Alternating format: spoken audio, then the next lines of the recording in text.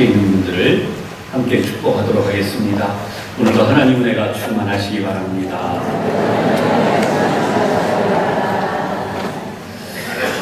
오늘은 여러분들과 함께 누림과 보냄이라는 제목으로 함께 은혜를 나누겠습니다.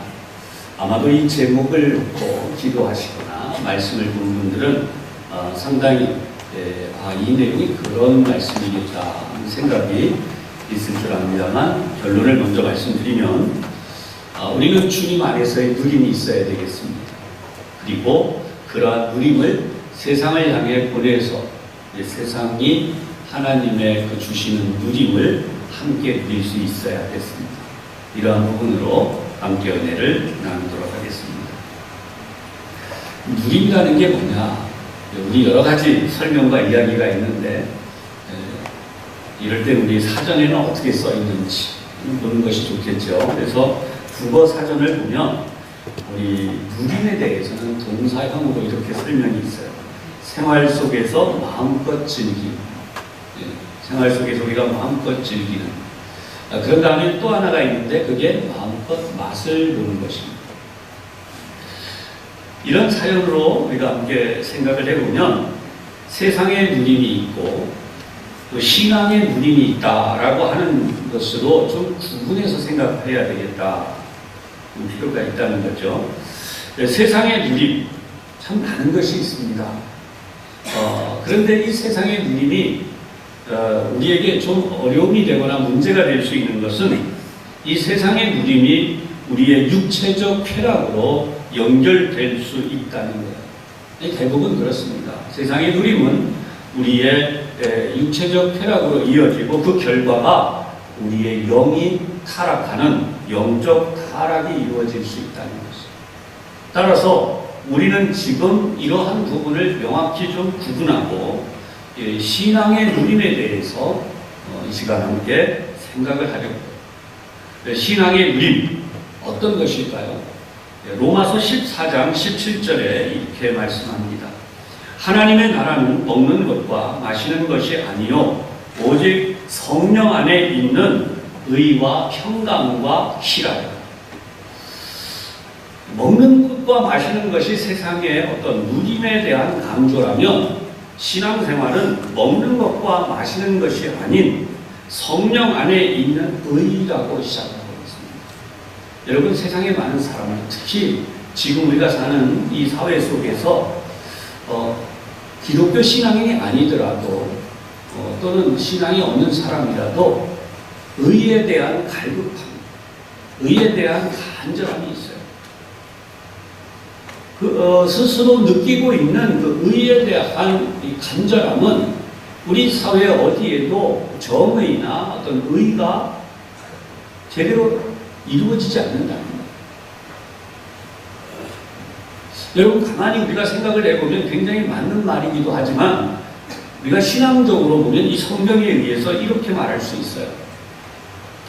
궁극적으로 인간에게는 인간 스스로 부패하고 타락이기 때문에 인간에게 있는 의를 기대할 수 없다는 겁니다. 그럼에도 불구하고 세상 사람들은 인간에게서 의를 찾아보려고, 그리고 그러한 의가 없다는 것으로 목말라하고 안타까워하고 굉장히 비관적으로 이야기해요. 여러분, 성경은 명백하게 우리에게 알려주시는 것은 성령 안에 있는 의라고 말씀합니다. 여러분, 이 성령 안에 있는 의는 인간이 하나님의 형상을 닮았기 때문에 하나님을 찾지 않는 사람들조차도 이 의에 대한 갈급함이 있지만 궁극적으로 이 의가 회복될 수 있는 것은 하나님의 형상이 회복되는 성령님의 역사에 의해서만 이 의가 우리에게 진정한 기쁨을 줄 수 있고 누림이 될 수 있다는 것이죠. 할렐루야. 여러분, 이 마음을, 이 생각을 우리가 먼저 하고요. 그 다음에 나오고 있는 것은 성령 안에 있는 평강이에요. 이 평강이라고 하는 것, 우리가 마음의 평안을 가지기를 원하죠. 삶 속에 평화 있기를 원해요.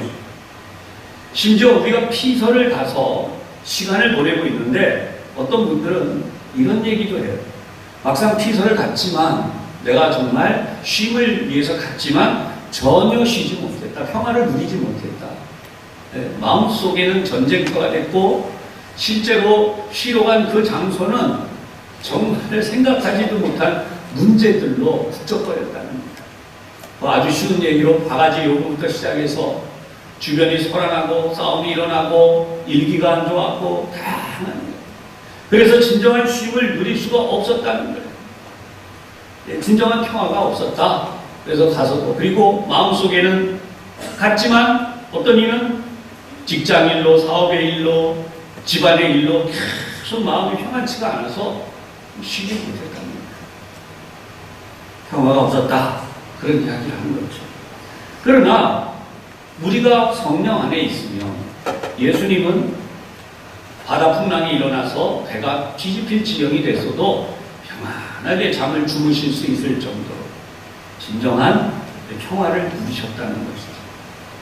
주님 안에 여러분들이 이러한 진정한 평화를 누릴 수 있기를 주님의 이름으로 축복합니다. 그 다음에 이제 끝으로 나와 있는 게 뭐냐면 성령 안에 있는 희락. 희락이라고 하는 건 글자 그대로 이야기하면 기쁨이 샘솟는 것입니다. 우리가 이 세상을 살면 기쁨이 샘솟을 것 같지만 우리가 살아오는 날들 속에 가만히 돌아보면 우리가 신앙인이 되기 전에 있었던 많은 사건, 사고와 문제들이 있어요. 그래서 인간이 잠시도 쉴 수 없는 일들.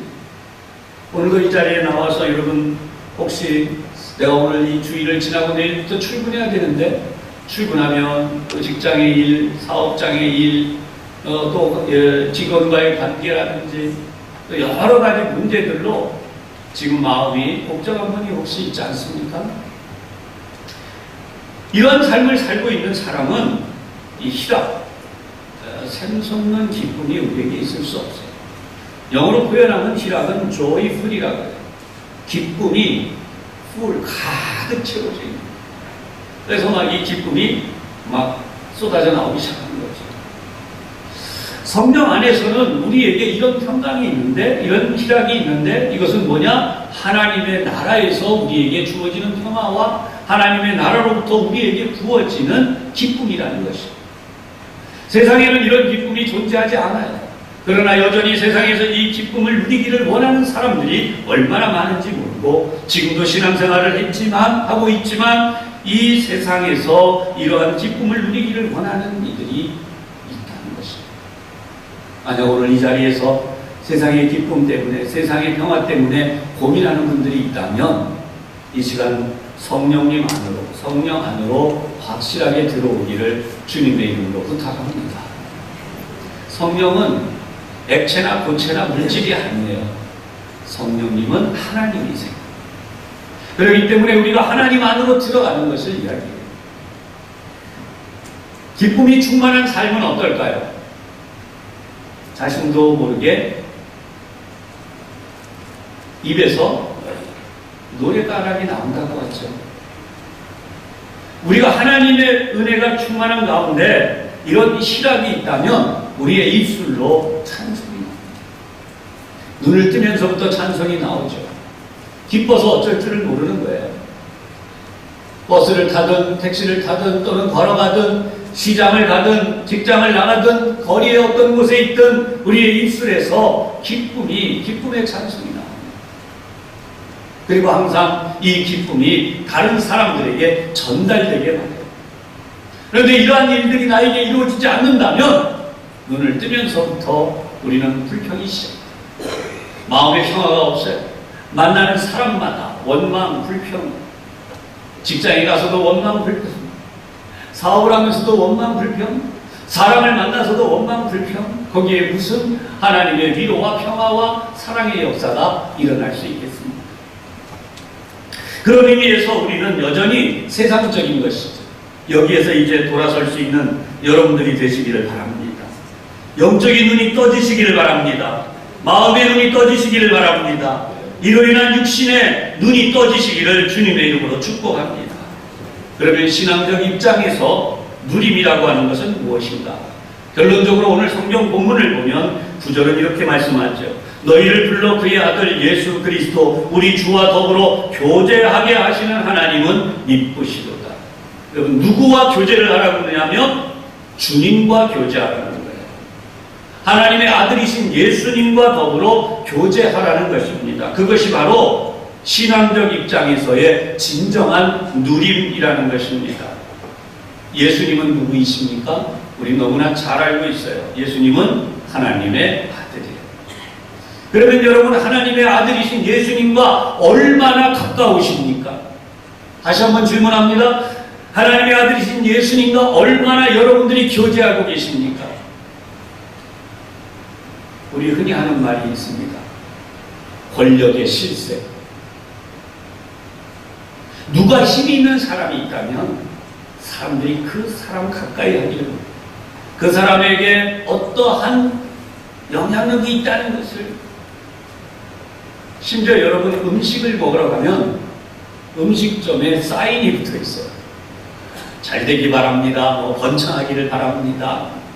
뭐 유명한 정치인이 써놓고 갔어요.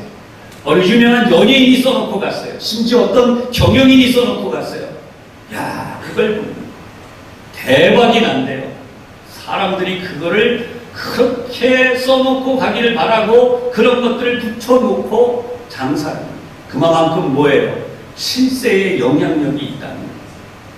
여러분, 세상에도 이런 것으로 인해 성공과 실패가 좌지우지되고 그러한 도움을 받고자 해서 사모한다면 여러분, 진짜 실세는 누구이십니까? 하나님의 아들 예수님이십니다. 할렐루야. 여러분, 그 예수님께 얼마나 부탁드려봤어요. 그 예수님을 얼마나 찾아가 보셨어요. 그 예수님과 얼마나 교제해 보셨어요.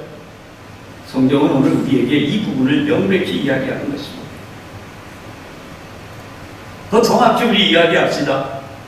예수님을 우리 얼마나 사모하며 우리 예수님의 역사를 내 삶에 이루어지기를 소원해 보셨습니다. 한국교회의 가장 큰 문제로 지적되고 있는 것 중에 하나가 예수 믿는 것이 단순히 천국 가는 티켓을 받는 그 수준으로 생각하고 있다는 것입니다. 사실 예수님을 구주로 믿는다고 하는 것은 너무나 중요한 사실인데 그 중요한 핵심들이 지금 생략이 되어졌다는 거예요. 이래서 진정한 신앙이 지금 우리 사회 속에서 변질이고 그 부분을 지적한 책이 있어요. 그 내용이 뭐냐 하면 바로 오늘 지금 여러분들에게 말씀드린 이 책입니다. 구멍난 복음을 기워라. 이 책은 2016년 2월에 출간이 됐어요. 이 내용이 어떤 내용이냐 하면 우리는 복음을 세인즈하기에 바빴다.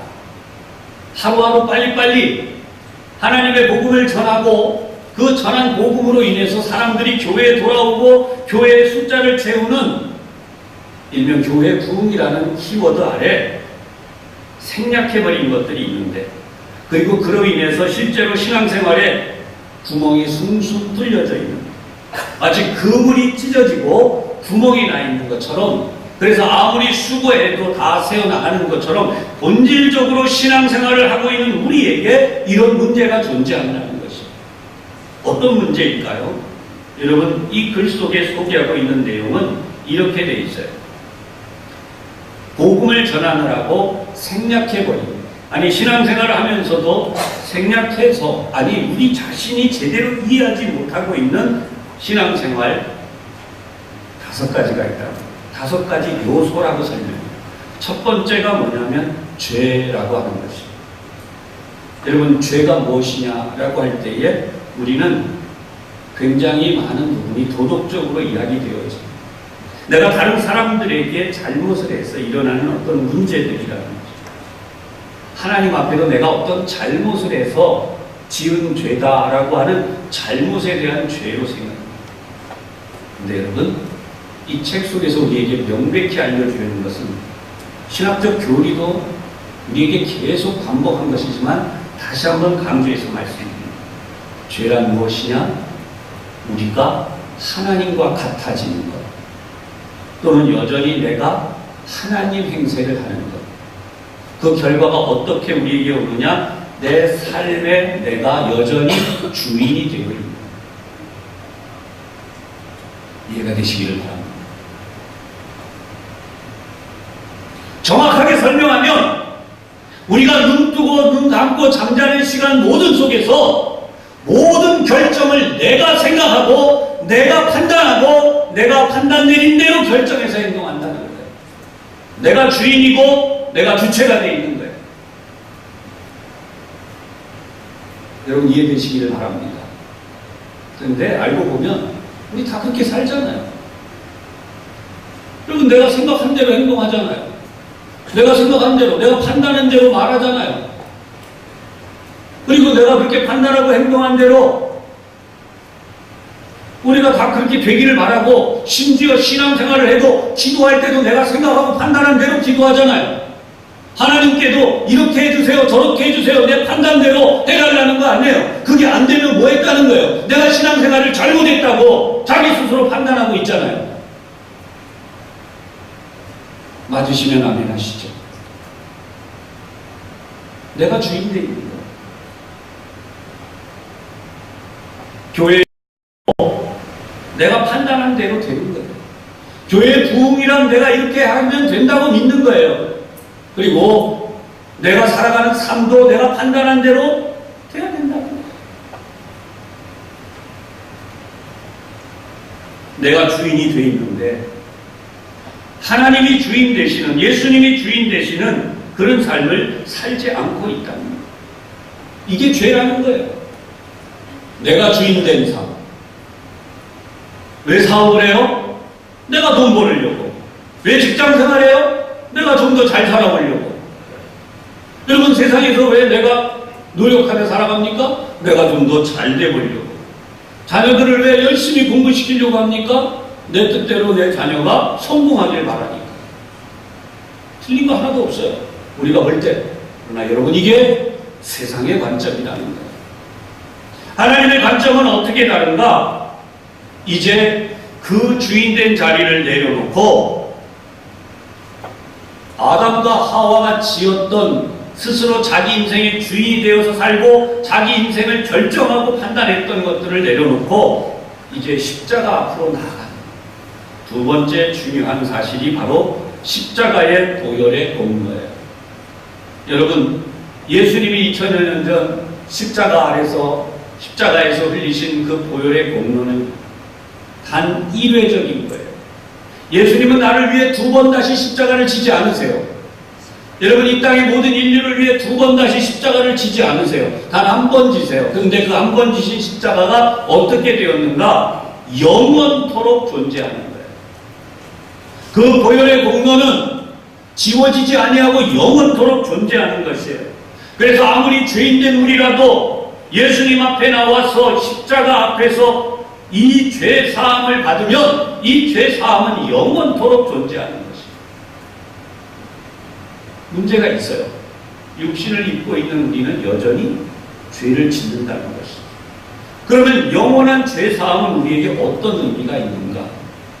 우리가 십자가 앞을 떠나지 아니하고 그 보혈의 공로를 의지함이 변치 아니하면 하나님 앞에 이를 때까지 이 십자가 보혈의 공로는 영원토록 우리에게 영향력이 있다는 거예요. 할렐루야. 많은 분들이 구원에 대한 불확신을 가지고 있어요. 내가 착하게 살고 언젠가 선하게 살면 구원이 완성되겠지. 그런 기독교 교리는 아니에요. 여러분 잘못된 교리예요. 나는 여전히 죄인이지만 하나님이 나를 구원하사 하나님의 자녀 삼으셨어요. 그렇기 때문에 앞에서 말씀드린 것처럼 내가 죄가 무엇인지 깨닫고 죄에 대하여 분명해지면 내가 주인된 삶을 버리고 우리 주님이 내 인생의 주인이 되신, 하나님이 내 인생의 주인이 되신 삶을 살기 시작하는 것입니다. 그게 십자가 공로에 대한 진정한 믿음의 보답입니다. 세 번째 부분은 뭐냐면 수많은 사람들이 하나님의 표적을 경험한다는 것이에요. 교회에 등록했을 때 어떤 분들은 질병이 낫기도 하고, 어떤 분들은 가정의 문제가 해결되기도 하고, 어떤 분들이 평생 동안 괴롭혔던 사단의 역사가 떠나가기도 하는 것이죠. 그런데 가장 중요한 것은 그러한 표적 때문에 예수를 믿음이 거기서 끝나면 안 되고, 진짜 중요한 것은 여러분, 우리가 부활하는 존재로 살아간다. 할렐루야. 저와 여러분이 부활하는 존재로 살아간다. 오늘도 우리 입관 예배가 있고 내일 장례식을 계속 진행하는데, 여러분, 왜 이 일을 해야 됩니까? 세상 사람들과 우리는 완전히 다른 이야기를 하고 있는 거예요. 세상 사람들은 아쉽고 그리고 안타깝고 그런 속에서 이별의 아픔을 어떻게 하지 못하는 이 시간으로 보내고 있고, 그냥 이렇게 끝나버리는 거예요. 막연하게 다시 태어나리라는 어떤, 막연하게 어딘가에 가서 만날지도 모른다는 생각. 여러분, 기독교 교리는 그것이 아닙니다. 기독교 교리는 정확하게 말하면, 기독교 교리는 우리의 이 썩을 몸이, 우리의 이 병들고 죽을 몸이 다시 부활한다는 것입니다. 여러분, 이 메시지가 여러분의 마음과 귀를 움직이고, 이 메시지 때문에 이 썩을 몸이 다시 산다고, 이 죽을 몸이 다시 산다고 하는 이것 때문에 여러분 신앙의 노선이 분명하게 드러나기를 바랍니다. 그리고 이렇게 얘기해요. 아유, 병원에 가서 치료하는데 사람이 아니더라. 이 치료 저 치료하고 다 하다 보니까 뼈하고 가죽만 남고, 그거가 더해서 너무나 고통스러워하고, 그러니 존엄사라고 좀 인간의 모습이 좀 남아있어서 사람 같아 보일 때 좀 죽게 하자. 이게 우리 사회 속에 지금 많이 떠오르고 있는, 이미 유럽에서 시행되고 있다고도 하는데요. 존엄사라는 것 아니에요. 근데 한번 생각해보시죠. 우리는 이 부분을 우리의 판단으로 판단하고 있어요. 그래서 우리가 사람을 볼 때 그렇게 얘기하죠. 정말 불쌍해서 못 보겠다.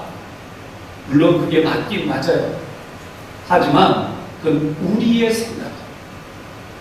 사랑하는 여러분, 하나님은 우리를 얼마나 사랑하시는지, 우리는 차마 눈 뜨고 볼 수 없다 그러고, 우리는 사람 이하로 되는 것이 싫고 그렇게 안타까울지라도, 그러한 죄 속에 빠져서 그러한 파멸의 길을 가고 있는 인간이라 할지라도, 하나님은 그렇게 병상에서 아니라 그보다 더 비참한 자리에서 우리의 인생이 끝나갈지라도 그러한 우리의 육체까지도 사랑하고 아끼신다는 거예요. 할렐루야.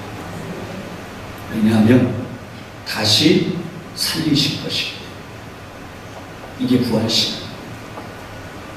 왜 우리가 마지막까지 인생 최선을 다해서 우리의 이 늙어가고 낡아가고 병들고 무기력해지는 이 육신을 귀히 여기며 살아가야 되느냐?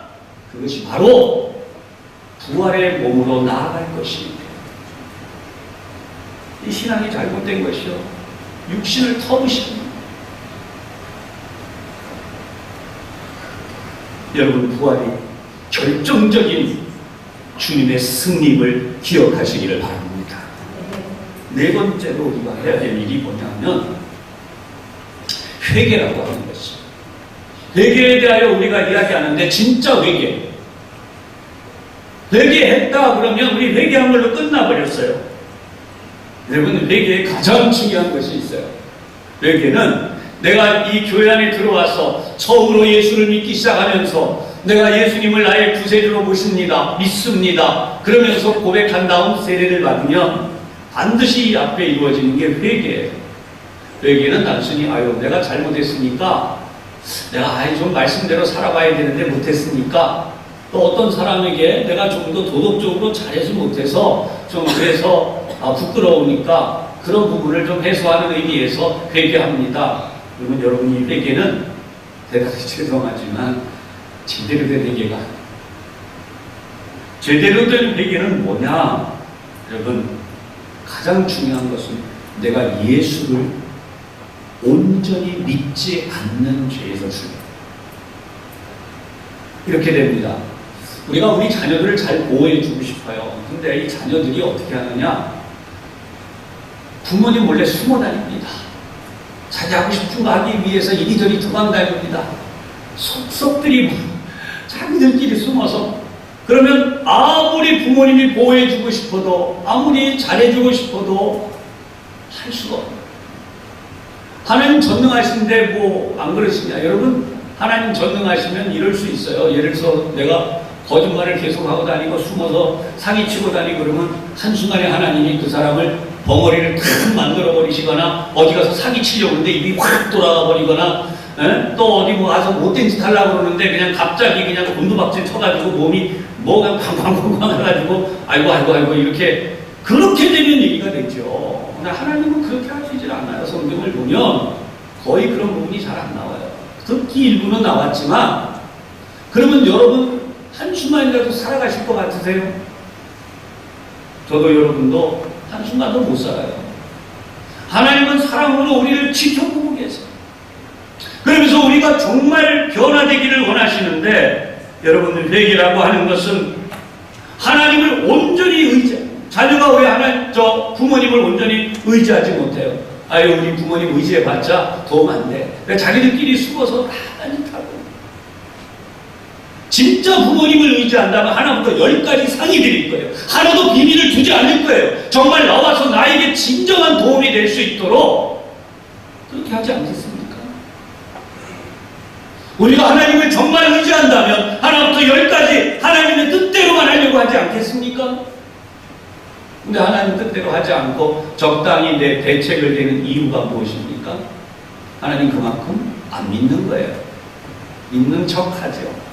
한쪽에서 양심의 소리를 통해서 내 이러면 안 돼. 회개는 한다지만 진짜는 그렇지 않는 것이죠. 사랑하는 여러분, 주님을 제대로 믿지 않는 죄가 가장 큰 죄인데 이 죄를 회개함과 동시에 회개한다고 하는 것은 어떻게 되는가? 지금까지 생활했던 것과는 정반대로 살아간다는 것이에요. 실제로 성경을 보면 성경 말씀 속에 이렇게 나오는 내용이 있어요. 고린도전서 12장 3절에 이런 내용이 있습니다. 내가 너희에게 알리노니 하나님의 영으로 말하는 자는 누구든지 예수를 저주할 자라 하지 않고, 세상 사람들은 예수에 대해서 막 여러 가지 이야기를 해요. 성령으로 하지 아니하고는 예수를 주시라고 할 수 없는다. 이 사람이 진짜 회개한 사람이 예수님 오직 나의 주님이 되세요. 그런가는 고린도후서 5장 15절 16절 가운데 이렇게 말씀이 있습니다. 다시는 그들 자신을 위하여 살지 않고 오직 그들을 대신하여 죽었다가 살아나신 이를 위하여 살게 하려 함이라. 아멘. 그리고 이제부터 어떤 사람도 육체를 따라 알지 아니하노라. 겉으로 보여지는 것만 보는 거야. 저 사람 얼마나 배웠대? 얼마나 가졌대? 얼마나 유명하대? 겉으로 보여지는 것만. 그런데 그렇게 하지 않는다는 거예요. 어떻게 하느냐? 예수님이 갈릴리에 출생하셨는데, 갈릴리 이렇게 성장하셨는데 많은 사람들이 육체대로 알았어요. 하나님의 아들이라고 인정하지 않아요. 갈릴리 출신 누구? 그런데 그 말씀을 이렇게 우리가 그리스도도 육신을 따라 알았으나 이제부터는 그같이 알지 아니한다. 이 삶은 어디까지 나가야 되는가? 로마서 14장 7절과 8절이에요. 우리 중에 누구든지 자기를 위하여 사는 자가 없고 자기를 위하여 죽는 자도 없도다. 여러분 그래요?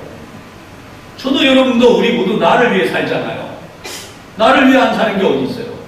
밥을 먹어도 잠을 자도 공부를 해도 일을 해도 돈을 벌어도 다 나를 위해 하는 거 아니에요? 그런데 성경은 명백하게 이렇게 말씀하는 거죠. 심지어 우리가 살아도 주를 위하여 살고 죽어도 주를 위하여 죽나니 그러므로 사나 죽으나 우리가 주의 것이로다. 아멘. 여러분 이게 진짜라는 거예요. 이게 신앙생활이라는 거예요.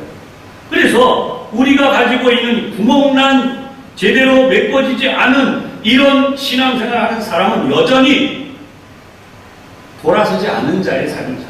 육신을 위한 삶을 사는 거예요. 영을 위해서 살고 있지 않은 거죠. 지금까지 말씀드리고 있는 것이 이해되시기를 바랍니다.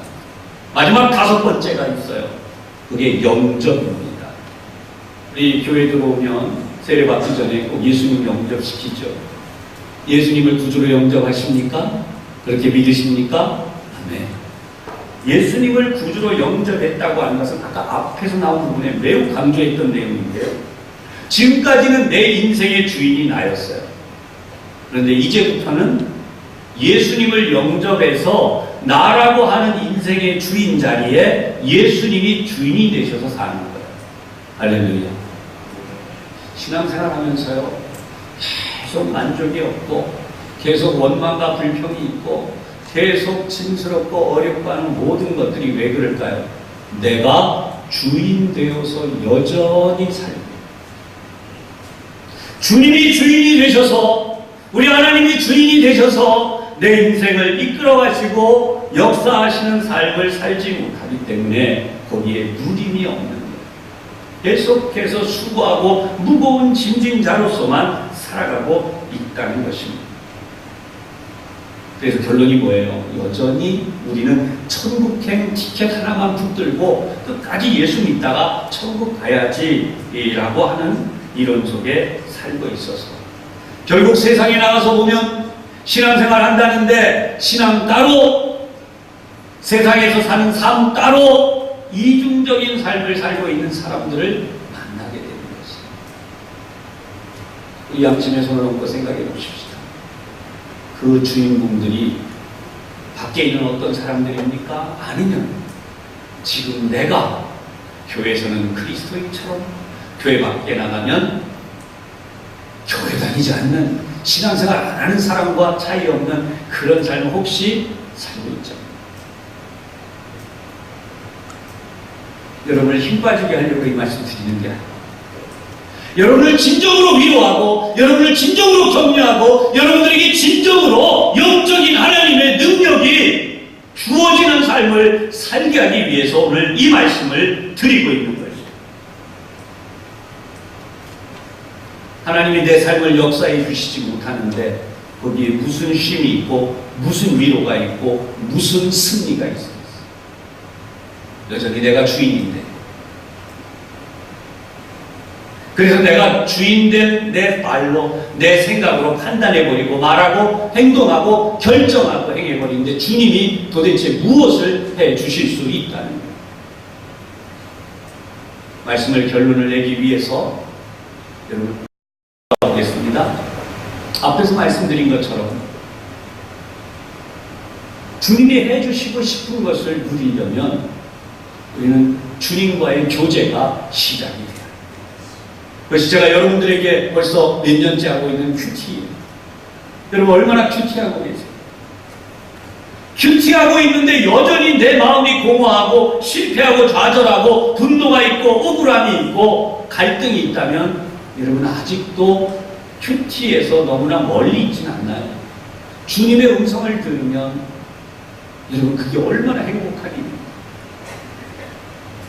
주님이 나에게 말씀하시는 대로 내가 행동하기 시작하면 그것이 얼마나 나로 하여금 joyful, 기쁨이 넘치게 만드시는데 왜 그 경험이 나에게 있지 않음으로 해서 내가 신앙생활에 만족이 없고 이 자리에 나와 있는 것이 너무나 힘든 일이 되죠. 제가 언젠가 한번 들은 이야기는요, 예수 믿으니까 너무 힘들대요. 왜 그러시냐 그랬더니 뭐 이것도 하지 말아야 되고 저것도 하지 말아야 되고 심지어 주일날 교회 와서 예배하는데 뭐 찬양대 하랴 교사하랴 뭐 봉사하랴 뭐 부서마다 뭐 들어가서 뭐 하랴 전부 다 짐. 아 그러세요? 제가 이 말씀을 오늘 드리려고요. 여러분 자동차 운전하시는 분들이 많으시죠? 그러면 자동차 운전을 하면 반드시 어떻게 해야 됩니까? 차선을 지켜가야 돼요. 고속도로에서나 일반 도로에서나 차선을 지켜갈 뿐 아니라 신호를 지켜야 돼요. 또 속도를 지켜야 돼요. 그것뿐입니까? 차는 인도로 올라가면 안 돼요. 바리케이트가 쳐져 있는데 차를 마음대로 거기를 뚫고 나가면 안 돼요.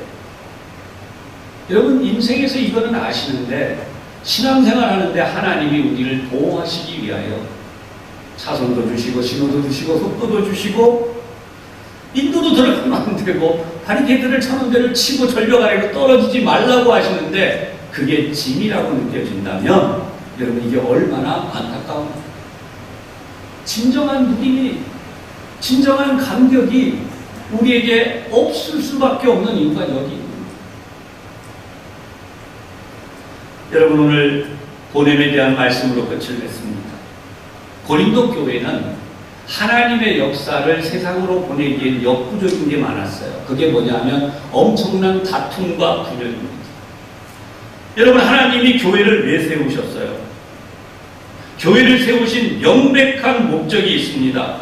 교회라고 하는 것은 마태복음 16장 16절로 19절 이하에도 나오지만 바요나 시모나 네가 복이 있도다 네게 이를 알게 하니는 혈육이 아니라 하나님이시라니. 그런데 내가 이 반석 위에 너의 그 신앙 고백 위에 내가 교회를 세우리니 음부의 권세가 이기지 못하리라. 아멘. 여러분 음부의 권세가 이기지 못하는 삶을 어디서 살 수 있어요? 이 교회의 신앙생활에서. 음부의 권세가 여러분을 위협하고 있습니까? 그런 두려움을 느끼고 있습니까? 실제로 아직도 거기에 흔들리고 있습니까? 그렇다면 지금 이 교회의 신앙생활에서 여러분 음부의 권세가 여러분들을 건드릴 수 없는 삶을 살고 있다는 거예요. 그렇게 되도록 살아가셔야 돼요. 할렐루야. 그리고 마침내 이 말씀을 하시죠. 내가 천국 열쇠를 내게 주리니 내가 땅에서 무엇이든지 매면 하늘에서도 매일 것이요 내가 땅에서 무엇이든지 풀면 하늘에서도 풀리리라. 여러분 우리가 이 교회 안에서 하는 이 일들이 세상을 향해 보내는 일이 되는데 어떻게 하느냐? 우리가 이 땅에서 이 교회 안에서 우리가 매면 매이는 거예요. 어디에서도 하늘에서도. 우리가 여기서 풀면 하늘에서도 풀리는 거예요. 이게 무슨 의미예요? 내가 여기서 수고하고 주님을 위해 해놓은 일은 하늘에도 쌓이는 거예요. 할렐루야. 그리고 내가 주님을 위해서 하지 않고 내 마음대로 한 것은 하늘나라에서도 없어집니다. 내가 이 일을 여기서 할 수 있다는 거예요. 이 엄청난 누림과 이 보냄을 왜 우리가 놓치고 있는 거예요? 얼마나 다이나믹해요. 얼마나 기뻐요. 얼마나 놀라워요. 내가 하나님의 나라에 가봤더니 여기서 수고한 것이 거기에 쌓여있더라는 거예요. 내가 수고하고 애쓴 일들이 이 땅에서도 역사가 이루어지지만 하나님의 나라에서도 그 일이 이루어진다는 것이. 우리 한번 따라 하십시다. 주님, 이곳을 통치하시고 주님의 뜻이 이루어지게 하소서. 아멘. 아멘. 교회는 바로 그런 곳이에요. 에베소서 있는 말씀만 공독하고 마치겠습니다. 모든 통치와 권세와 능력과 주권과 이 세상뿐 아니라 오는 세상에도 일컫는 모든 이름 위에 뛰어나게 하시고 누구를? 예수님을 또 만물을 그의 발 아래 복종하게 하시고 그를 만물 위에 교회의 머리로 삼으셨습니다. 예수 그리스도는 우리 교회의 머리가 되세요. 그런데 계속 봅니다. 교회는 그의 몸입니다. 예수님의 몸인 우리 교회, 만물 안에서 만물을 충만하게 하시는 이의 충만함이니라. 아멘. 여러분 이 교회는 세상의 모든 복이 충만하게 모여있는 곳이에요. 그러니까 이 교회를 떠나면 복을 받을 길이 없어요.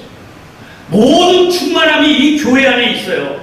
이 만물을 충만하게 하시는 충만함이 여기에 들어있는데 여러분 여기서 우리가 복을 못 받으면 어디에 가서 받겠습니까? 그러므로 오늘도 우리가 신앙생활 할 때에 진정한 누림과 그리고 이 누림을 통한 세상을 향한 보냄이 이 자리에 예배하는 우리 모두를 통해 이루어지기를 주님의 이름으로 축복합니다. 기도하겠습니다. 하나님 아버지, 구멍난 복음, 어쩌면 진정한 신앙의 정체성을 갖지 못한, 그래서 하나님의 말씀대로 살지 못하고 있는 우리의 허물임을 다시 한번 돌아보면서 이 시간 2000여 년 전 이 땅에 오셔서 주님이 하신 그 일로 우리가 다시 한번 돌아가서 오직 예수 그리스도를 전파하며 우리 자신이 예수 그리스도의 우리 주인 되심을 고백하며 우리의 인생 속에 날마다 들어오셔서 주인 되시어 우리를 다스리시고 또 인도해 가시고 지키시고 역사하심을 체험케 하여 주시옵소서. 예수님 이름으로 기도하옵나이다. 아멘.